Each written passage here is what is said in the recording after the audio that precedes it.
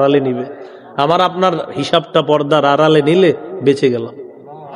পর্দার আড়ালে নিয়ে বলবে তারিফু জাম্বা কাজা ও কাজা, তুই এই গুনাহ করছো না তুমি? জি আল্লাহ করছি।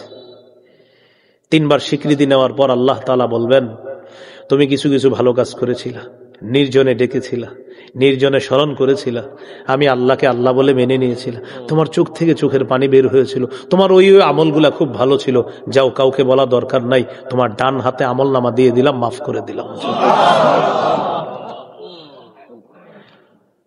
আল্লাহর সাথে একটু সম্পর্ক করার চেষ্টা করেন, আল্লাহ তৌফিক দান করেন।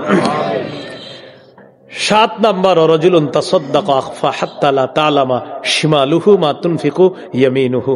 কোন ব্যক্তির ডান হাত ইখলাসের সাথে কি দান করে বাম হাত তা জানে না, এই ব্যক্তিকে আল্লাহ তাআলা কিয়ামতের ময়দানে তার ছায়া, কুদরতি ছায়া আল্লাহ জায়গা দিয়ে দিবেন। তো আমার এই লম্বা হাদিসের মূল উদ্দেশ্য এটা, নির্জনে আল্লাহকে স্মরণ করে চোখে পানি আনার চেষ্টা করা।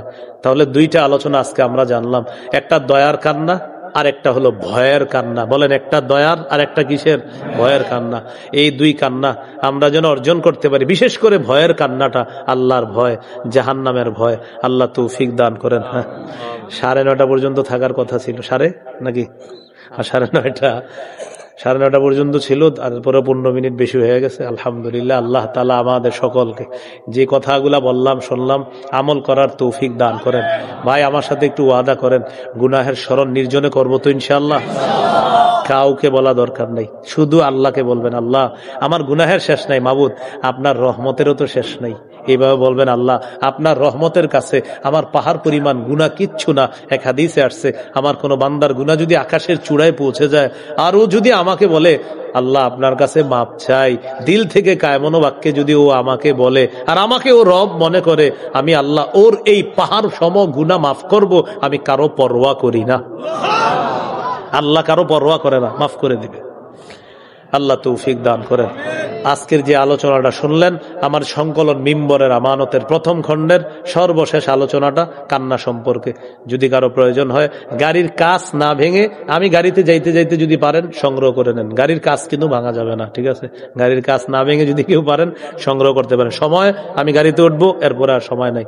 1 থেকে 6 খণ্ড কেউ যদি পারেন সবগুলোই সংগ্রহ করেন। 1ম খণ্ড সন্তানের 64টা অধিকার, 2য় খণ্ড শিরিক বেদাত কুফর তাওহীদ, 3য় খণ্ড হালাল হারাম, 4র্থ খণ্ড স্বামী স্ত্রীর অধিকার, 5ম খণ্ড লা ইলাহা ইল্লাল্লাহর ব্যাখ্যা, 6ষ্ঠ খণ্ড নামাজ সম্পর্কে আলোচনা। ইনশাল্লাহ রমজানের আগে 7ম, 8ম, 9ম খণ্ড আসবে বলে আশা করি ইনশাল্লাহ। আপাতত 6 খণ্ড আছে। প্রতিটি খণ্ড ওলামায়ে কেরাম সহ সর্বসাধারণের জন্য। নিজেরা পড়েন, সন্তানদেরকে পড়ার জন্য উৎসাহিত করেন। বিশেষ করে 1ম খণ্ড, 4র্থ খণ্ডটা জামাই বউ যারা আছেন পুরো মুখস্থ করে ফেলবেন। আপনাদের জন্য সহজ করে একদম লেখা হয়েছে। আল্লাহ আমাদের সকলকে যেই কথাগুলা শুনলাম বললাম, প্রত্যেকেই যেন আল্লাহর ভয়ে কান্নাওয়ালা 2টি চোখ আমরা অর্জন করতে পারি। আল্লাহ তৌফিক দান করেন। আমিন। ওয়া আখিরু দাওয়ানা আলহামদুলিল্লাহি রাব্বিল আলামিন।